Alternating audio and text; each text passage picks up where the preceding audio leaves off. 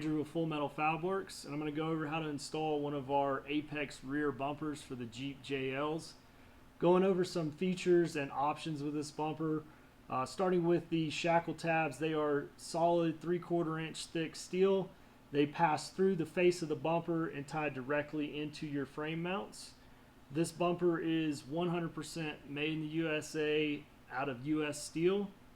Over here, this bumper is not getting a tire carrier. If it did, it would have a tire carrier spindle here that's welded in along with some additional internal gusseting. Since it's not getting that, it'll get filled with this provided plug for that hole there. Moving on to the front, this one particular unit has provisions for backup sensors as well as the optional reverse light. Those are options. If you were to order this without those, these holes would not be here. There's no need to fill these with any plugs or anything like that, as well as the light mount. It would just be smooth across the face. Some notes from when you remove your factory bumper: you want to hold on to your M10 by 1.5 bolts. Those are going to be reused going into the side plates of the bumper and into the side of the frame towards the center of the vehicle. We will provide 2 of these nut plates as well as enough M14 by 1.5 hardware that you don't have to hold on to your factory stuff. You can if you want to. These are off of this Jeep here, which had a tow hook on the driver's side, so we hung on to those bolts, but we will provide 4 of these as well as 2 of the nut plates. If you have a tow hook on your driver's side, then you would only need 1 of these plates because these nuts will be captive in your frame anyways. These are part of the provisions for the backup sensors if you got that option. I'll go over how to install those here in a minute. These are your backup sensors.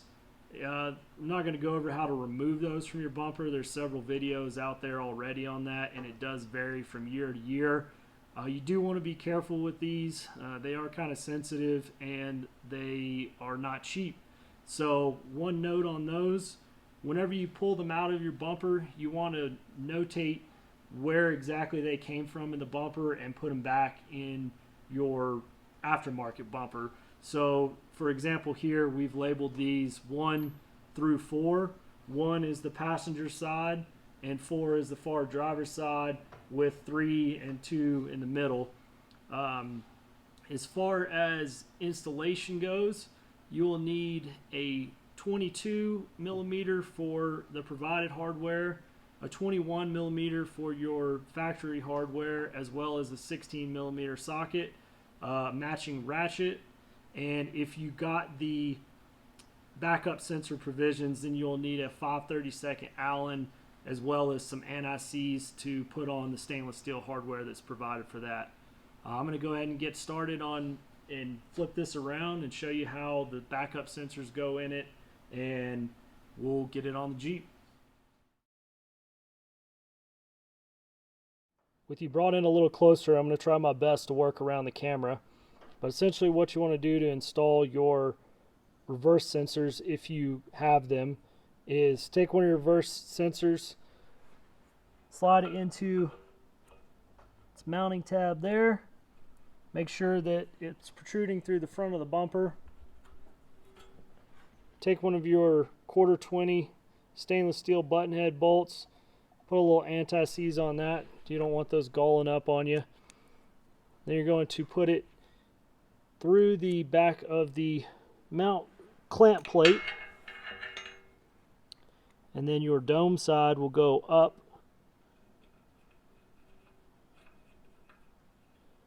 on these. You don't need them to be super tight, just tight enough to hold it. You're just holding a delicate little plastic sensor, and these are held in with PIM nuts, which you do not want to spin, and they can't take a ton of torque, so just be reasonable with them. As long as you don't gall up that thread or anything, you should be good.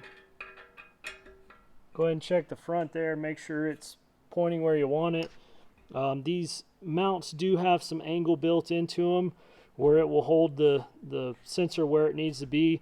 If you need to tweak it a little bit, you can put a little pressure on them. They're not, 1/4-inch steel or anything like that, but they'll hold them in place and keep them from pointing at the sky or down at the ground and giving you a bunch of false triggers.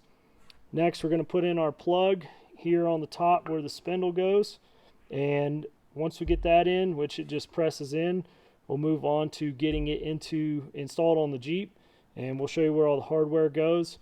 Couple notes: this is a prototype, so it doesn't have some of the features that yours will have. On the production bumpers, there'll be a hole going through these frame mount plates where you can pass the sensor plug through. There'll also be a couple 1/4-inch holes in this vertical mount, as well as on the bottom of your sensor mounts, so you can plug in your Christmas tree fasteners and it'll hold those.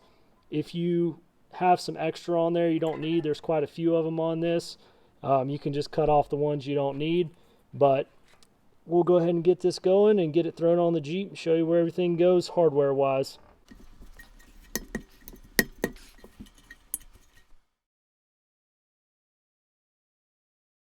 Alright, we went ahead and got our bumper put into place. Right now it's just being held in by the bottom bolts. Before you put your bumper into place, you want to insert your nut plate into the frame on the passenger side. On the driver's side, if you have a tow hook, then it will already have the captive nuts in the frame.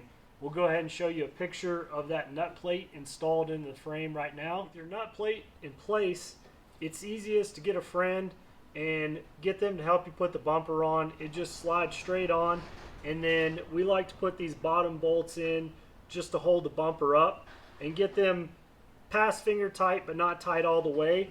And then it will leave a little bit of rock to the bumper, or you can adjust the angle a little bit.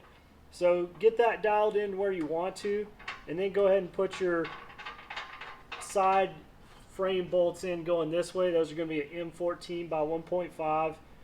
And then once you've got that set where you like it locked down, go ahead and tighten down the sides and then finish up with tightening up the bottom. That pretty much wraps up the install of the bumper. It's a really straightforward, easy bolt-in application. If you've got your sensors in here and you haven't already, you can go ahead and put your harness in. We usually find it easiest to do that on the bench.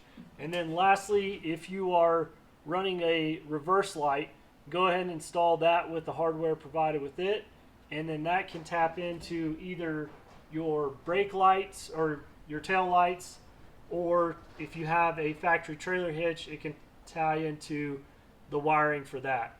If you have any questions other than that, give us a call, 909-505-7115. Otherwise, enjoy your rear bumper. We appreciate the business.